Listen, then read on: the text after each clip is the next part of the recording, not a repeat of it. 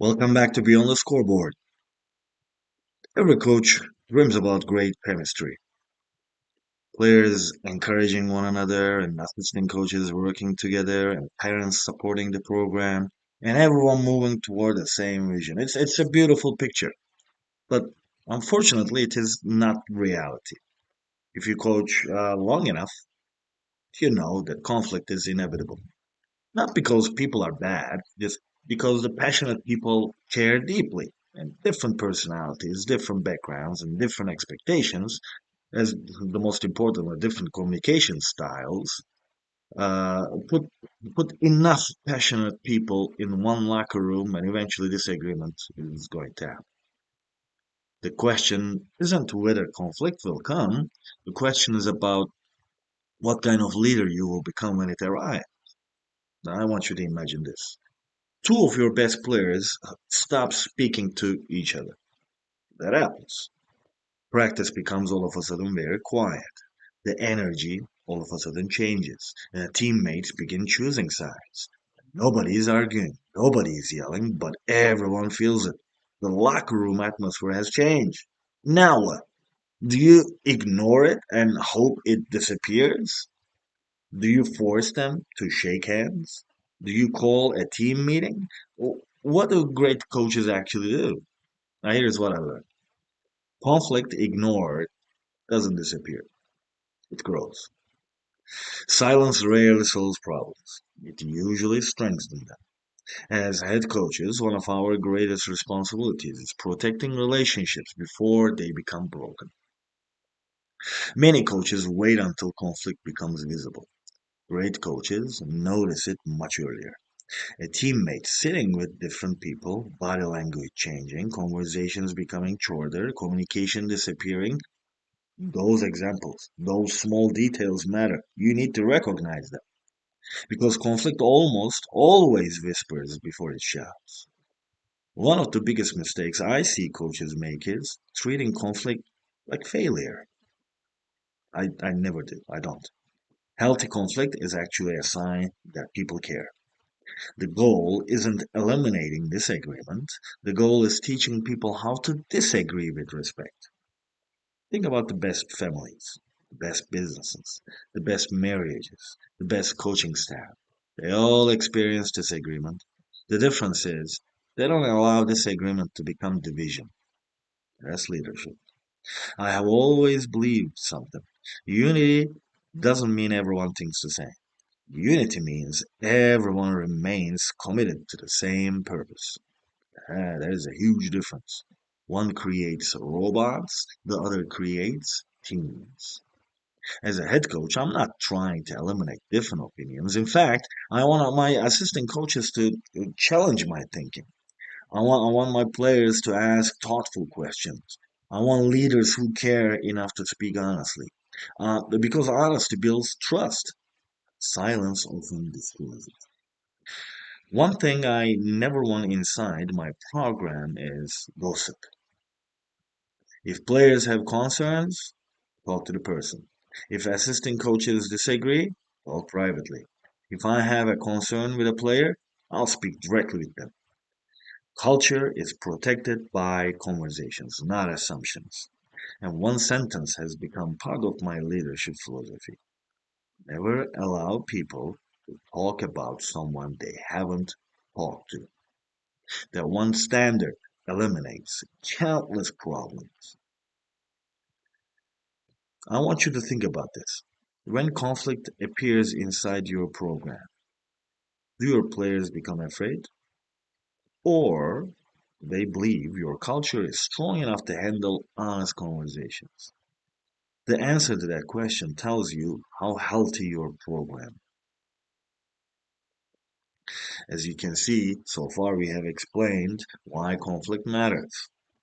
And the rest of the episode I would like to talk about leading through it. First thing I remind myself is this. My responsibility isn't choosing sides. My responsibility is protecting truth and protecting relationships. Those two things must always stay together. When conflict reaches my office, I don't begin by speaking. I begin by listening, because every person deserves to feel heard before they are corrected. Sometimes conflict isn't caused by bad intentions.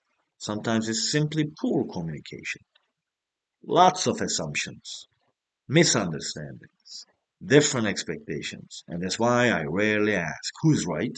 Instead, I ask, help me understand what happened. That one question changes the entire conversation. People stop defending themselves and they begin explaining themselves. The next thing I project is dignity. I never embarrass people. I never use one player's mistake to entertain the rest of the team. Now, difficult conversations belong in private whenever possible, because today's conflict should never become tomorrow's humiliation. One principle I believe every head coach should adopt is this: attack the problem and protect the people. When players realize you're fighting for the relationship instead of against the individual, walls begin coming down. Another thing I have learned is that forgiveness must exist inside every successful program, not because standards become lower, because human beings make mistakes. If players aren't allowed to recover from mistakes, eventually they will stop taking ownership of them. Grace doesn't remove accountability, it makes accountability meaningful. And one conversation I often imagine having goes something like this: you made a mistake. Own it. Learn from it. And now let's move forward together. See, that's the leadership. Correct, teach, restore, move forward. Never allow conflict to become someone's permanent identity.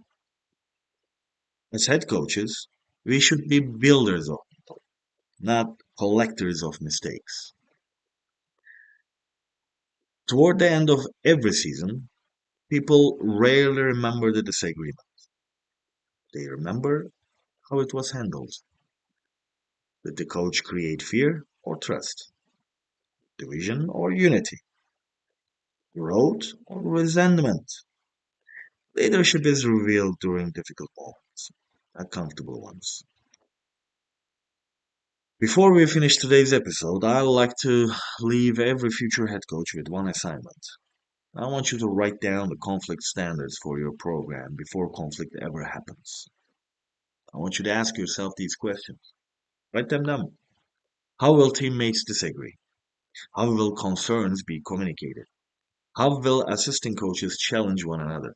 How will parents communicate with the coaching staff? Don't wait for problems to create policies. Create your culture before your culture is tested. And finally, I'll leave you with one thought. Conflict isn't the enemy of great programs. Avoiding it is. Because every difficult conversation handled with honesty, humility, and respect makes your culture stronger. And when people know they are safe enough to tell the truth, trust begins to grow. And that's the kind of locker room every head coach should build. Next episode, we will explore another challenge that separates average coaches from transformational leaders. How do you lead players through failure? Now, one bad game, real disappointment. Because every championship program eventually experiences adversity. The question is whether adversity breaks your culture or strengthens it. See you tomorrow.